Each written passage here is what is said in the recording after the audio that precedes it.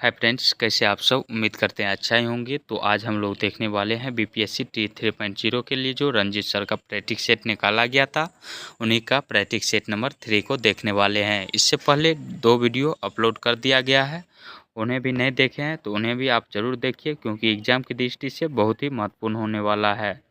तो प्रत्येक दिन हम सिर्फ जीके जीएस के ही प्रश्न को देखते हैं। अगर आपको किसी भी सब्जेक्ट में कोई भी प्रश्न में कहीं से दिक्कत हो तो आप हमसे व्हाट्सएप के माध्यम से जुड़ सकते हैं। व्हाट्सएप का नंबर जो है वीडियो के लास्ट में दिया गया है। तो चलिए आज के वीडियो को शुरू करते हैं। आज का पहला क्वेश्चन है कि वह शासक कौन था जिसने राज सिंहासन पर बैठने के लिए अपने पिता बिंबिसार की हत्या की थी। तो बिंबिसार की हत्या किसने की थी? तो अजातशत्रु ने। इसे ही पितृहंता वंश कहा जाता है। इसे ही पितृहंता वंश यानी पिता की हत्या करके गद्दी प्राप्त करने वाला वंश कहा जाता है। और ये जो है बिंबिसार बिंबिसार अपने पिता बिंबिसार की हत्या किसने किया था? अजातशत्रु ने। और अजातशत्रु के पुत्र उदयन था। कौन था? उदयन था। इन्होंने भी अजातशत्रु की हत्या करके गद्दी प्राप्त किया था। किसने? उदयन ने। यानी बिंबिसार को अजातशत्रु ने मारा और अजातशत्रु को उदयन ने मारा। अगला नंबर क्वेश्चन है कि सिकंदर और पोरस की सेनाओं ने किन नदी के आमने सामने वाले तटों पर पड़ाव डाला था? तो यह झेलम नदी के तट पर पड़ाव डाला था। ऑप्शन नंबर बी से हो जाएगा। और झेलम नदी को वितस्ता नदी के नाम से भी जाना जाता है। झेलम नदी जो है इन्हीं के तट पर लड़ा गया था वितस्ता युद्ध, या जिसे हाइडेस्पिस का भी युद्ध कहा जाता है। झेलम नदी को वितस्ता नदी के नाम से भी जाना जाता है। इसके बाद अगला नंबर क्वेश्चन है कि पेन कार्ड जो बनता है, पेन कार्ड, आधार कार्ड और पेन कार्ड जो होता है वही पेन कार्ड यानी पेन आयकर विभाग द्वारा जारी किया गया एक डैश अंक की अद्वितीय अल्फा न्यूमेरिक संख्या है। यानी पेन नंबर में कितने संख्या होते हैं? तो इसका राइट आंसर ऑप्शन नंबर ई से हो जाएगा। कितने नंबर होते हैं? तो कुल 10 नंबर होते हैं। कितने नंबर होते हैं? ऑप्शन में नहीं दिया गया था। ऑप्शन नंबर ई से हो जाएगा। और आधार कार्ड में कितने नंबर होते हैं? आधार कार्ड में 12 अंकों की नंबर होती है। इसके बाद अगला नंबर क्वेश्चन है, कि उस गणतंत्र का नाम बताए जो 6ठी शताब्दी ईसा पूर्व 8 राज्यों का एक संघ था। तो यह था वज्जी संघ। ऑप्शन नंबर बी से हो जाएगा, वज्जी संघ। अगला नंबर क्वेश्चन है कि उस साम्राज्य का नाम जिसने पहली बार युद्ध में हाथी का इस्तेमाल किया था। तो हाथी का इस्तेमाल उस साम्राज्य का नाम जिसने पहली बार युद्ध में हाथी का इस्तेमाल किया था तो वह था मगध साम्राज्य। कौन सा साम्राज्य था? तो मगध साम्राज्य था। सर्वप्रथम मौर्य शासकों ने युद्ध में हाथियों का प्रयोग किया था। कौन किया था? मौर्य साम्राज्य ने। मौर्य वंश का संस्थापक किसे माना जाता है? तो चंद्रगुप्त मौर्य को माना जाता है। अगला नंबर क्वेश्चन है कि अकबर के शासनकाल में भू राजस्व सुधारों के लिए कौन उत्तरदायी था? तो यह था राजा टोडरमल। अकबर के शासनकाल में भू राजस्व सुधार के लिए उत्तरदायी था। कौन? राजा टोडरमल। और इनके अनेक कार्य भी थे, जैसे भूमि का माप को सुधार किया, दहसाला और करोड़ी प्रथा जो है इसी ने लागू कराया। इसके बाद अगला नंबर क्वेश्चन है कि अकबर के एकमात्र हिंदू दरबारी ने दीन इलाही को स्वीकार किया था। तो अकबर के एकमात्र हिंदू जो थे यह बीरबल थे। इन्होंने ही दीन इलाही को स्वीकार किया था। ऑप्शन नंबर बी से हो जाएगा। बीरबल कौन से धर्म के थे? तो हिंदू धर्म के थे। अगला नंबर क्वेश्चन है कि अपने काल का महान संगीतज्ञ तानसेन किसके दरबार में था? तो अकबर का दरबारी कवि था। कौन? तो तानसेन। इससे पहले भी सेट नंबर 2 में ये क्वेश्चन कराया गया है। अगला नंबर क्वेश्चन है कि निम्नलिखित में से कौन शुद्ध घरेलू उत्पाद यानी एनडीपी की अवधारणा का सबसे अच्छा निरूपण है? तो सकल घरेलू उत्पाद में से जो मूल्य ह्रास घटाया जाता है उसे ही एनडीपी यानी शुद्ध घरेलू उत्पाद कहा जाता है। क्या कहा जाता है उसे? शुद्ध घरेलू उत्पाद कहा जाता है। इंग्लिश में एनडीपी कहा जाता है। ऑप्शन में नहीं दिया गया है, इस प्रकार इसका राइट आंसर ऑप्शन नंबर ई से हो जाएगा। इसके बाद अगला नंबर क्वेश्चन है कि निम्नलिखित में से कौन सी घटना तूफान के निर्माण के लिए जिम्मेदार है? तो यह उच्च तापमान और आर्द्रता है। इसके बाद ओरोग्राफी भी है और संघनन भी है। ऑप्शन नंबर डी इसका राइट आंसर हो जाएगा, एक से अधिक। इसके बाद अगला नंबर क्वेश्चन है कि सैमन कमीशन का भारत में विरोध किया गया क्योंकि इसके सभी सदस्य जो थे यह अंग्रेज ही थे, इसीलिए इसका बहिष्कार किया गया था, यानी विरोध किया गया था। सैमन कमीशन भारत कब आया था? तो 1928 ईस्वी में भारत आया था। इसके बाद अगला क्वेश्चन है कि ब्रह्म समाज का संस्थापक कौन था? तो ब्रह्म समाज का संस्थापक राजा राम मोहन राय था। और ब्रह्म समाज की स्थापना कितना ईस्वी में किया था? तो 1828 ईस्वी में किया था। राजा राम मोहन राय एक समाज सुधारक भी थे। इसे भारतीय पुनर्जागरण का जनक भी कहा जाता है। इसके बाद अगला नंबर क्वेश्चन है कि ब्रिटिश सरकार के द्वारा निम्न स्थापित किए गए व्यापारिक केंद्रों का सही क्रम में लगाइए। सबसे पहले सूरत में लगाया गया था, उसके बाद कहाँ पे व्यापारिक केंद्र की स्थापना की गई थी? उसके बाद मद्रास में, मद्रास के बाद कोलकाता में की गई तीसरे नंबर पर, और कोलकाता के बाद बम्बई में की गई। तो ऑप्शन में नहीं दिया गया था, इस प्रकार इसका राइट आंसर ऑप्शन नंबर ई से हो जाएगा। अगला क्वेश्चन है कि 1857 का विद्रोह किसके द्वारा प्रारंभ किया गया था?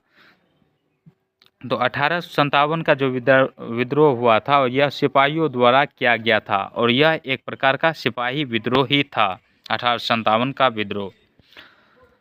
अगला क्वेश्चन है कि किसके द्वारा वर्ष 1905 में बंगाल का विभाजन किया गया था? तो लॉर्ड कर्जन के द्वारा बंगाल का विभाजन किया गया था। कब किया गया था? 1905 ईस्वी में। इसे ही शोक दिवस के रूप में मनाया गया था। इसके बाद अगला नंबर क्वेश्चन है कि होम रूल आंदोलन किसके द्वारा प्रारंभ किया गया था? तो बाल गंगाधर तिलक और एनी बेसेंट के द्वारा जो है होम रूल आंदोलन की शुरुआत की गई थी। तो इसका राइट आंसर जो है ऑप्शन नंबर बी से हो जाएगा। ऑप्शन में सिर्फ बीजी तिलक यानी बाल गंगाधर तिलक ही दिया गया था। इसके बाद अगला नंबर क्वेश्चन है कि मोतीलाल नेहरू व चित्तरंजन दास किसके संस्थापक सदस्य थे? तो मोतीलाल नेहरू और चित्तरंजन दास ने मिलकर स्वराज पार्टी की स्थापना की थी। स्वराज पार्टी या स्वराज दल की स्थापना की थी। कब की थी? तो यह 1923 ईस्वी में किया था स्वराज पार्टी की स्थापना। इसके बाद अगला नंबर क्वेश्चन है कि वंदे मातरम किसके द्वारा लिखा गया था? तो वंदे मातरम जो है बंकिम चंद्र चट्टोपाध्याय या चटर्जी के द्वारा लिखा गया था। ऑप्शन नंबर सी से हो जाएगा। और राष्ट्रगान किसके द्वारा लिखा गया? तो रविन्द्रनाथ टैगोर के द्वारा लिखा गया था राष्ट्रगान। इसके बाद अगला नंबर क्वेश्चन है कि महात्मा गांधी ने 1930 में सविनय अवज्ञा आंदोलन की शुरुआत कहाँ की थी? तो यह कहाँ पे की थी? 1930 में जो है कहाँ पे की थी सविनय अवज्ञा की आंदोलन की शुरुआत? तो डांडी नामक स्थान पर, डांडी नामक स्थान पर नमक कानून तोड़ने के बाद। ऑप्शन नंबर ई इसका राइट आंसर हो जाएगा, ऑप्शन में नहीं दिया गया था। इसके बाद अगला नंबर क्वेश्चन है कि राज्यसभा में निम्नलिखित को आगे बढ़ाने की कोई प्रक्रिया नहीं है। राज्यसभा में निम्नलिखित को आगे बढ़ाने की कोई प्रक्रिया नहीं है। तो निंदा प्रस्ताव और स्थगन प्रस्ताव इसका राइट आंसर हो जाएगा। इसको आगे बढ़ाने की राज्यसभा में कोई प्रक्रिया नहीं है। ऑप्शन नंबर डी इसका राइट आंसर हो जाएगा, एक से अधिक। अगला नंबर क्वेश्चन है कि प्रशांत महासागर में अंध महासागर को जोड़ने वाली नहर कौन सी है? तो यह है पनामा नहर। कौन नहर है? पनामा नहर।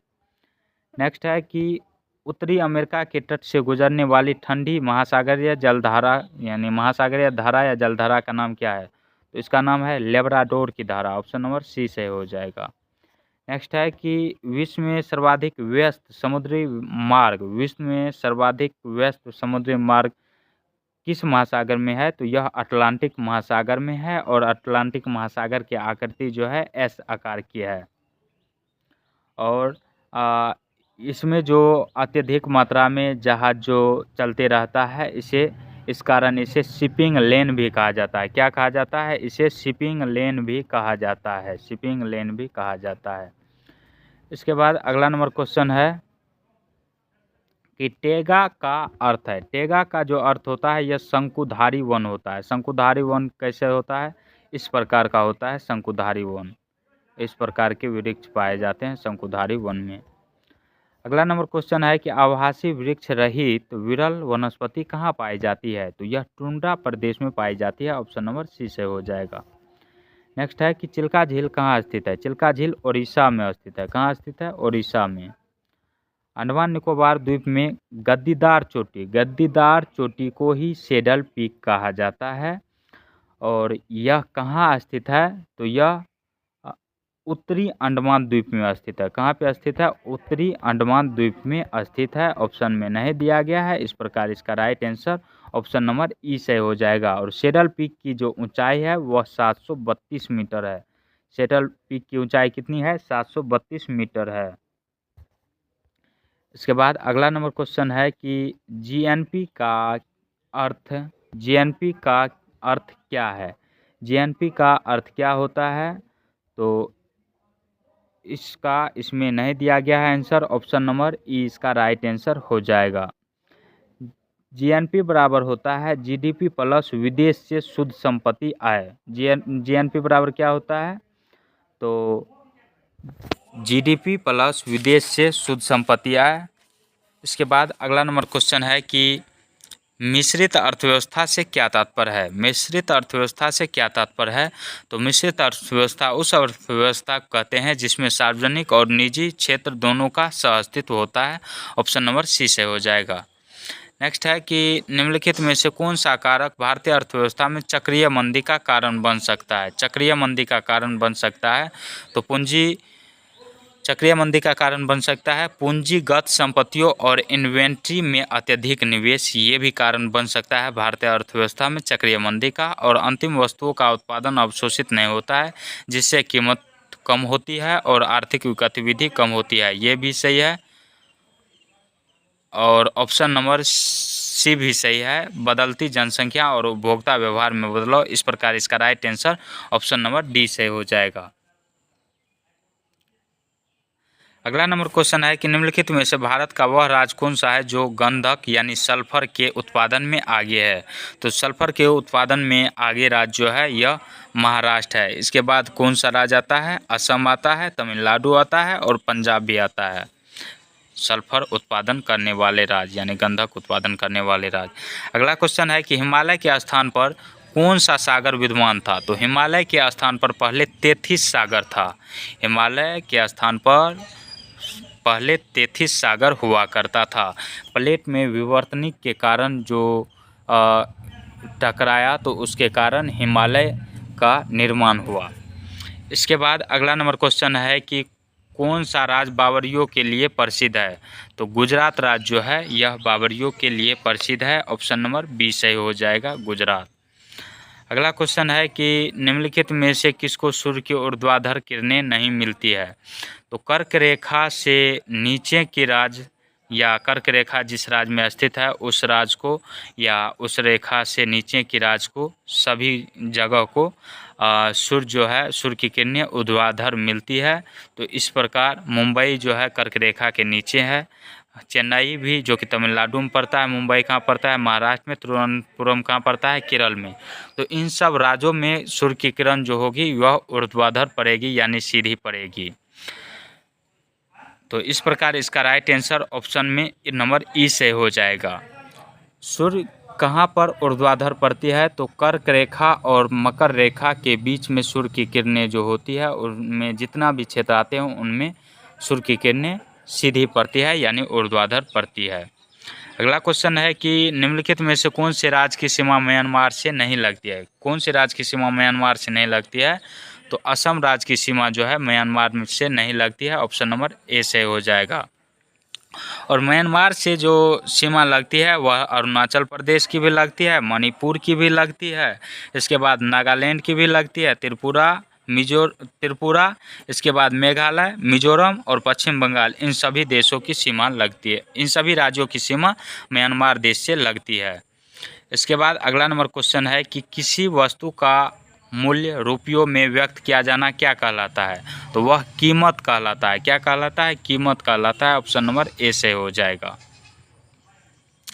अगला क्वेश्चन है कि सकल लाभ का अर्थ है। सकल लाभ का अर्थ क्या होता है?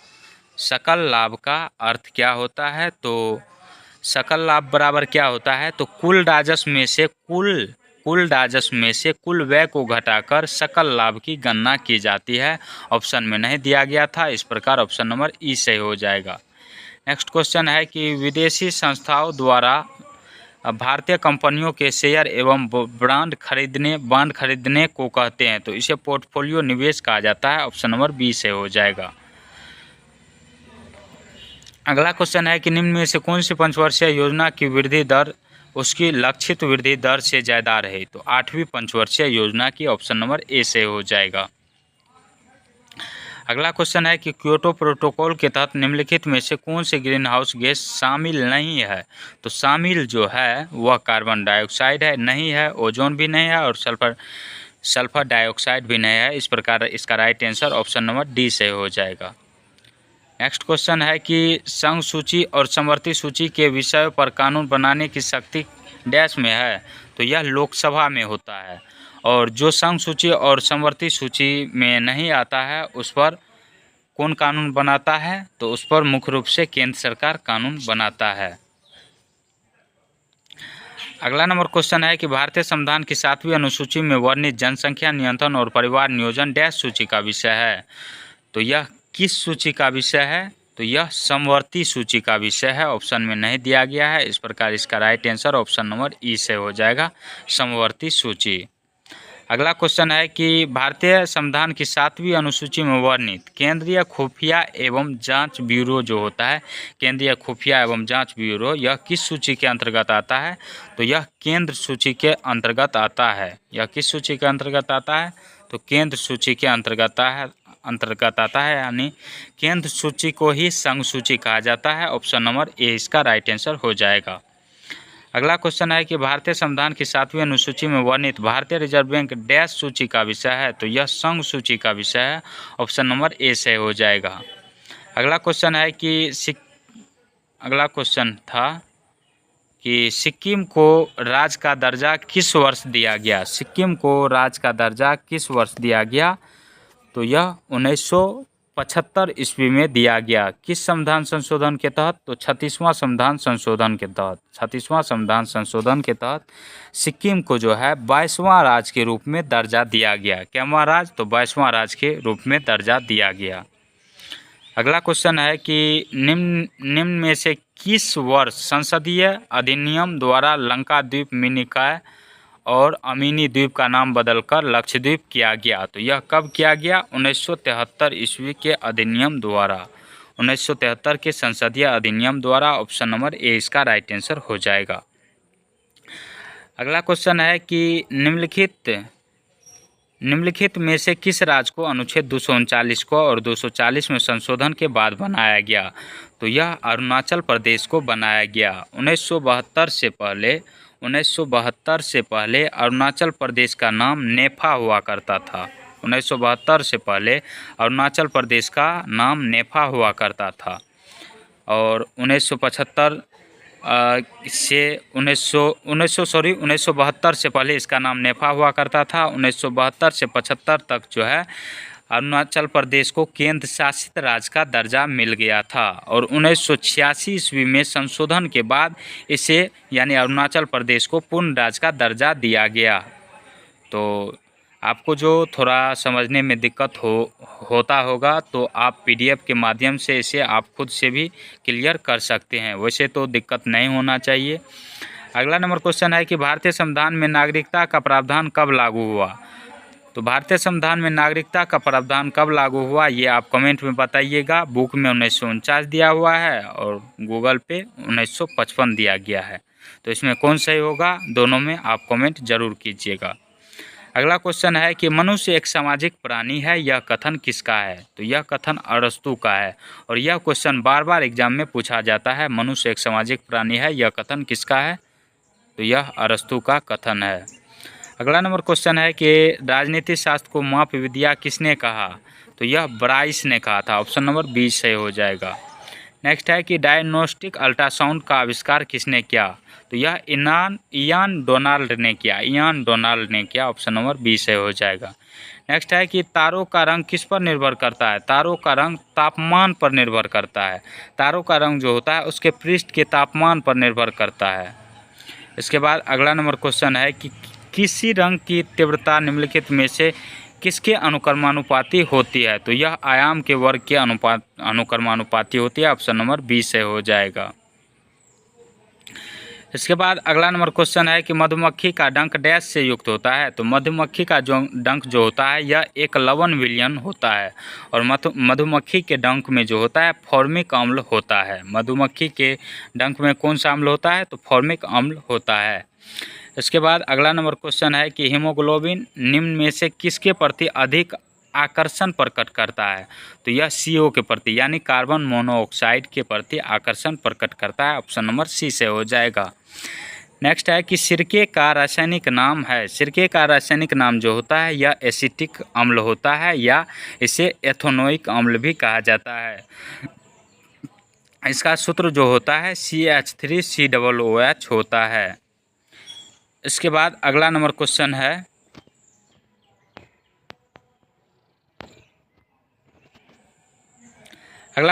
कि अनिद्रा के लिए किस चिकित्सीय शब्दावली का प्रयोग किया जाता है? तो इसे इंसोम्निया के नाम से जाना जाता है। इंग्लिश में इसे हिंदी में इसे अनिद्रा के नाम से जाना जाता है। ऑप्शन नंबर बी इसका राइट आंसर हो जाएगा। और अनिद्रा जो होता है यह अनिद्रा या नींद का अभाव का एक विकार होता है जिसका नाम इंसोमेनिया है और यह ज़्यादातर क्षणिक इंसोम्निया होता है। ज़्यादातर लोगों में जो होता है क्षणिक यानी कुछ देर के लिए अनिद्रा होता है। इसके बाद अगला नंबर क्वेश्चन है कि एक आलू कंद को 2 भागों में काटा गया। इनमें से एक भाग को कटे हुए पृष्ठ पर आयोडीन विलयन की कुछ बूंदें गिराई गई। इसमें किस रंग का परिवर्तन देखा जा सकता है? तो भूरे से नीला काला हो जाएगा। भूरे से नीला काला हो जाएगा, यह परिवर्तन देखा जाएगा। ऑप्शन नंबर ए से हो जाएगा। नेक्स्ट है कि होम्योपैथी के जनक कौन थे? होम्योपैथी के जनक जो थे यह सैमुअल हैनीमैन थे। ऑप्शन नंबर ए से हो जाएगा। नेक्स्ट है कि पित्त का संचयन कहाँ होता है? तो पित्त का संचयन जो होता है यह पित्ताशय में होता है। अगला क्वेश्चन है कि स्वदेशी आंदोलन भारत में डैश के दौरान हुआ था? तो स्वदेशी आंदोलन भारत में बंगाल विभाजन विरोधी आंदोलन के बाद हुआ था। स्वदेशी आंदोलन यानी इसी के दौरान हुआ था। बंगाल विभाजन कब हुआ था? तो 1905 ईस्वी में हुआ था। गांधी जी का चंपारण सत्याग्रह 1917 में और रॉलेट एक्ट का विरोध जो हुआ था यह 1919 ईस्वी में रॉलेट एक्ट आया था और इसी ईस्वी में इसका विरोध भी होना शुरू हो गया था। अगला क्वेश्चन है कि 1916 के प्रसिद्ध लखनऊ समझौते पर डैश के बीच हस्ताक्षर किए गए? लखनऊ समझौता पर हस्ताक्षर जो किए थे बाल गंगाधर तिलक और मोहम्मद अली जिन्ना ने किया था। ऑप्शन नंबर बी से हो जाएगा। नेक्स्ट है कि लंदन इंडियन सोसाइटी और ईस्ट इंडिया एसोसिएशन की स्थापना निम्नलिखित व्यक्तियों में से किसके द्वारा की गई? तो यह दादा भाई नौरोजी के द्वारा किया गया। दादा भाई नौरोजी के द्वारा किया गया। दादा भाई नौरोजी के द्वारा। और दादा भाई नौरोजी को वयोवृद्ध पुरुष के रूप में जाना जाता है और वयोवृद्ध महिला के रूप में अरुणा आसफ अली को जाना जाता है। अगला क्वेश्चन है कि निम्नलिखित में से कौन सा समाचार पत्र भारतीय राष्ट्रीय आंदोलन के दौरान लोकमान्य तिलक द्वारा लिखा गया था? तो यह केसरी और मराठा समाचार पत्र था। केसरी जो प्रकाशित होता था यह मराठी भाषा में और मराठा जो था ये मराठा समाचार पत्र जो था यह अंग्रेजी भाषा में प्रकाशित होता था। मराठा समाचार पत्र किस भाषा में प्रकाशित होता था? अंग्रेजी में और केसरी मराठा में। अगला नंबर क्वेश्चन है कि किसी देश का सकल घरेलू उत्पाद यानी GDP है? तो इसका राइट आंसर जो है इनमें से कोई भी सही नहीं है यानी सब गलत दिया गया है। ऑप्शन नंबर ई इसका राइट आंसर हो जाएगा। क्या होता है सकल घरेलू उत्पाद, तो सकल घरेलू उत्पाद एक वर्ष के भीतर किसी भी देश में उत्पादित सभी वस्तुओं और सेवाओं का मूल्य होता है। एक वर्ष के भीतर किसी भी देश में सभी वस्तुओं और सेवाओं के मूल्य का योग जो होता है वही सकल घरेलू उत्पाद होता है। आप समझ पाए होंगे। अगला नंबर क्वेश्चन है कि भारतीय राष्ट्रीय आंदोलन की अवधि 1885 से 1905 को कहा जाता है, तो इसे मध्यम चरण के रूप में जाना जाता है। ऑप्शन नंबर बी से हो जाएगा। नेक्स्ट है कि किसने चंपारण सत्याग्रह के दौरान बिहार में गांधी जी की जान बचाई थी, तो यह बतख मियाँ ने इसका जान बचाया था। किसका? तो गांधी जी का। महात्मा गांधी का जान किसने बचाया था? तो बतख मियाँ ने।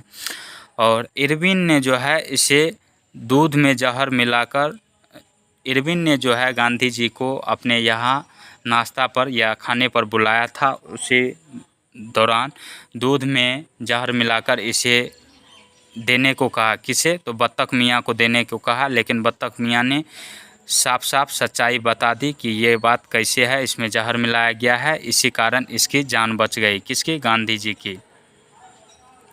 अगला नंबर क्वेश्चन है कि निम्नलिखित में से कौन सा 2023 में जाति आधारित जनगणना शुरू करने वाला भारत का पहला राज्य बन गया है? तो पहला राज्य जो है यह बिहार है, जाति आधारित जनगणना शुरू करने वाला। और दूसरा राज्य कौन सा है? तो दूसरा राज्य जो है वह आंध्र प्रदेश है। दूसरा राज्य कौन सा है? आंध्र प्रदेश है। इसके बाद अगला नंबर क्वेश्चन है कि जब 1942 में भारतीय राष्ट्रीय कांग्रेस ने भारत छोड़ो आंदोलन शुरू किया तब भारत का वायसराय कौन था? तो भारत का वायसराय उस समय लॉर्ड लिनलिथगो था। कौन था? लॉर्ड लिनलिथगो था। अगला क्वेश्चन है कि भारत के संविधान में पंचवर्षीय योजनाओं की अवधारणा डैश से ली गई है? तो यह रूस से ली गई है। पंचवर्षीय योजनाओं की अवधारणा रूस से ली गई है और यहीं से मौलिक कर्तव्य भी लिया गया है। अगला नंबर क्वेश्चन है कि लंबी जड़ों और नुकीली कांटों अथवा शूलयुक्त झाड़ियों और लघु वृक्षों वाले संरक्षित अवरुद्ध वन समान रूप से पाए जाते हैं। तो समान रूप से यह आपको कहाँ पे देखने को मिलता है? तो पश्चिमी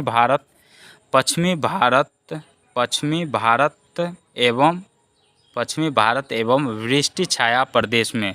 वृष्टि छाया प्रदेश का अर्थ हो गया कि मध्य प्रदेश और आंध्र प्रदेश तक, मध्य प्रदेश से आंध्र प्रदेश तक के क्षेत्र को वृष्टि छाया प्रदेश कहते हैं। अगला क्वेश्चन है कि निम्नलिखित में से तत्वतः कौन सी एक हिमालय वनस्पति की जाति नहीं है? तो यह है महोगनी। ऑप्शन नंबर बी से हो जाएगा।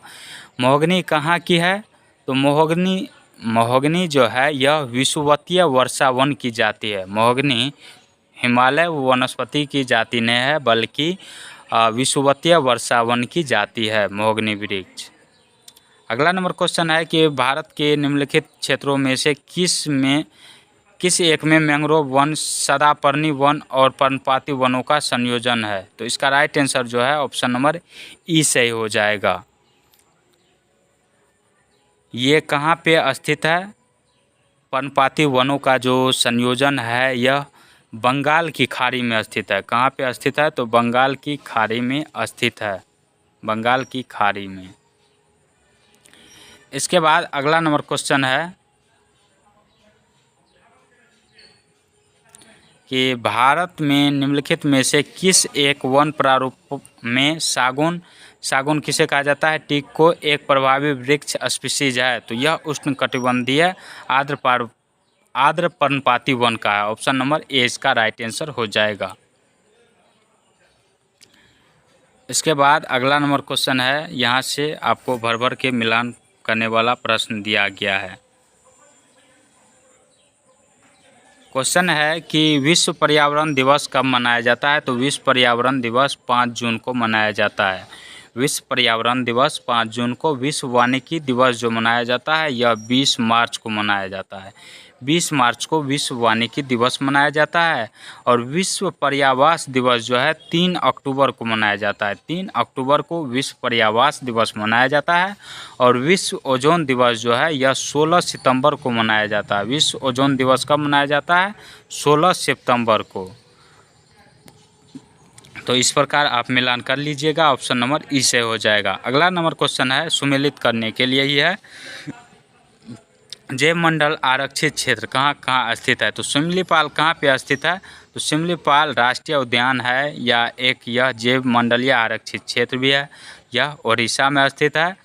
दिहांग दिबांग जो है, दिहांग दिबांग यह कहाँ पे स्थित है, अरुणाचल प्रदेश में स्थित है। नोकरेक जैव मंडलीय आरक्षित क्षेत्र जो है यह मेघालय में स्थित है। और कंचनजंगा यह कहाँ पे स्थित है, सिक्किम में। इस प्रकार आप इसका आंसर मिला लीजिए क्या होगा। इस प्रकार के प्रश्न को आप अच्छा से याद रखिएगा, ये क्वेश्चन बार बार एग्जाम में पूछा जाता है। अगला नंबर भी सुमेलित करने के लिए ही है, दो जो है अगला पेज में दिया गया है। कांगेर घाटी राष्ट्रीय वन कहाँ स्थित है। कांगेर घाटी राष्ट्रीय वन यह छत्तीसगढ़ में स्थित है। कहाँ पे स्थित है, छत्तीसगढ़ में स्थित है, ये सही है। और नागरहोल राष्ट्रीय वन कहाँ पे स्थित है, नागरहोल जो है यह कर्नाटक में स्थित है। कहाँ पे स्थित है, नागरहोल राष्ट्रीय उद्यान कर्नाटक में स्थित है। इसके बाद ये कुगती वन्यजीव अभयारण्य, कुगती वन्यजीव अभयारण्य यह कहाँ पे स्थित है, कुगती वन्यजीव अभयारण्य जो है यह हिमाचल प्रदेश में ही स्थित है। और सुल्तानपुर पक्षी अभयारण्य यह कहाँ पे स्थित है, तो यह हरियाणा में स्थित है। कहाँ पे स्थित है, तो हरियाणा में स्थित है सुल्तानपुर पक्षी अभयारण्य। इस प्रकार आप इसका आंसर मिला लीजिएगा। अगला क्वेश्चन है कि बोंडला वन जीव अभयारण्य, बोंडला वन जीव अभयारण्य जो है यह गोवा में है। कांगेर घाटी जो है ऊपर में बताया आपको कि छत्तीसगढ़ में है। और ओरांग अभयारण्य जो है यह असम राष्ट्रीय पार्क में स्थित है। ओरांग अभयारण्य इसी का हिस्सा है। और ये उषा कोठी वन जीव अभयारण्य जो है यह ओडिशा में है। यह कहाँ पे स्थित है, ओडिशा में स्थित है। इसके बाद अगला नंबर क्वेश्चन है कि निम्नलिखित में से कौन एक जैव मंडलीय आरक्षित क्षेत्र नहीं है पूछा गया है। तो इसका राइट आंसर हो जाएगा नल्ला मलाई। अगस्त मलाई और नीलगिरी यह इसका यानी जैव मंडलीय आरक्षित क्षेत्र है, लेकिन नल्ला मलाई जो है यह नहीं है। तो इसका राइट आंसर जो है ऑप्शन नंबर बी ही सही हो जाएगा। अगला क्वेश्चन है कि बुंदाला जीव मंडल आरक्षित क्षेत्र जिसे हाल ही में मानव तथा जीव मंडल बायोस्फीयर तंत्र में सम्मिलित किया गया है, कहाँ स्थित है। तो यह कहाँ स्थित है, बुंदाला जीव मंडल कहाँ पे स्थित है, तो यह श्रीलंका में स्थित है। कहाँ पे स्थित है, श्रीलंका में। इसका राइट आंसर जो है ऑप्शन नंबर सी से हो जाएगा। नेक्स्ट है कि निम्नलिखित में से कौन सा एक टॉप स्लिप के नाम से भी जाना जाता है। टॉप स्लिप के नाम से भी किसे जाना जाता है, तो तमिलनाडु में जो स्थित है इंदिरा गांधी वन्यजीव अभयारण्य या इंदिरा गांधी राष्ट्रीय उद्यान, इसे ही टॉप स्लिप के नाम से जाना जाता है। ऑप्शन में नहीं दिया गया है, ऑप्शन नंबर ई से हो जाएगा। टॉप स्लिप के नाम से किसे जाना जाता है, तो इंदिरा गांधी राष्ट्रीय उद्यान को। कहाँ पे है, तमिलनाडु में। अगला क्वेश्चन है कि निम्नलिखित में से कौन सा एक बस्तर क्षेत्र में अवस्थित है, तो बांधवगढ़ राष्ट्रीय उद्यान। बांधवगढ़ राष्ट्रीय उद्यान कहाँ पे पड़ता है, तो यह जो पड़ता है मध्य प्रदेश में पड़ता है। और ये जो है डांडेली अभयारण्य कर्नाटक में पड़ता है। और राजाजी राष्ट्रीय उद्यान जो है यह राजाजी राष्ट्रीय उद्यान उत्तराखंड में है। और ये जो है बस्तर यह कहाँ पे पड़ता है, छत्तीसगढ़ का जिला है बस्तर, छत्तीसगढ़ का। तो ऑप्शन के अनुसार तो कोई सुमेलित नहीं है, तो इस प्रकार इसका राइट आंसर ऑप्शन नंबर ई सही हो जाएगा। अगला क्वेश्चन है कि पारित तंत्रों की घटती उत्पादकता के क्रम में उनका निम्नलिखित में से कौन सा अनुक्रम सही है, तो इसका राइट आंसर हो जाएगा मैंग्रोव। उसके बाद है महासागर में, यानी स्वपोषी जो होती है वह पहले मैंग्रोव वन में है, उसके बाद महासागर में, उसके बाद घास स्थल में है, उसके बाद झील में है। ऑप्शन नंबर 20 का राइट आंसर हो जाएगा। अगला नंबर क्वेश्चन है कि निम्नलिखित युग्मों पर विचार कीजिए। दाम्पा टाइगर रिजर्व जो है यह कहाँ पे है, तो मिजोरम में है। इसकी स्थापना 1994 ईस्वी में की गई।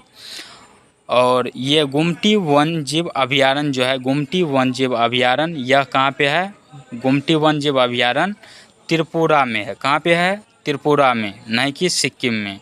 तो ये गलत है। सारामती शिखर जो है यह नागालैंड में स्थित है। तो इस प्रकार इसका राइट आंसर 1 और 3 सही हो जाएगा।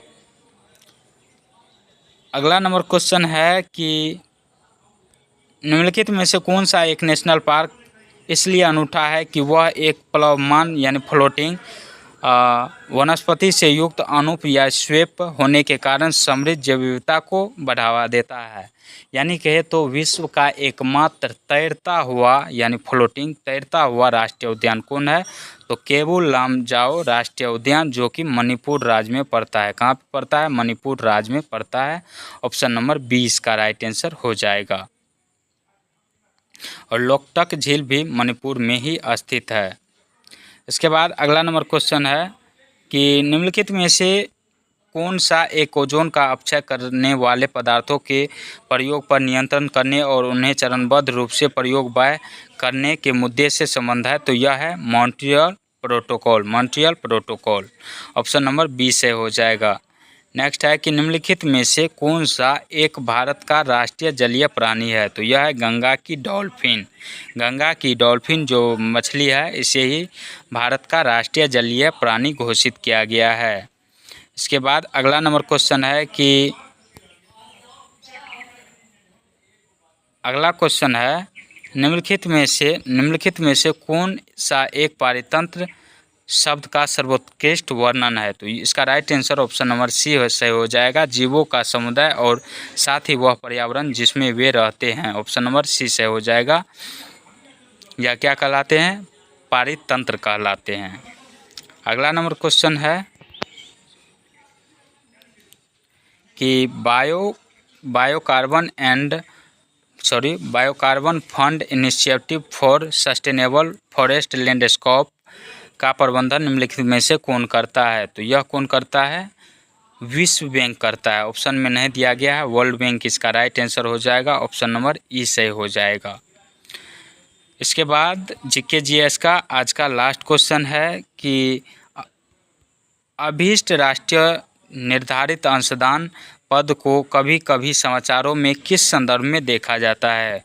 तो अभीष्ट राष्ट्रीय निर्धारित अंशदान पद को कभी कभी समाचारों में किस संदर्भ में देखा जाता है? तो इसे जलवायु परिवर्तन का सामना करने के लिए विश्व के देशों द्वारा बनाई गई कार्य योजना के रूप में देखा जाता है। ऑप्शन नंबर 20 का राइट आंसर हो जाएगा। तो आज का वीडियो आपको कैसा लगा कमेंट सेक्शन में ज़रूर बताएं, अपनी राय ज़रूर दें। तो मिलते हैं नेक्स्ट वीडियो में, तब तक के लिए जय हिंद जय भारत।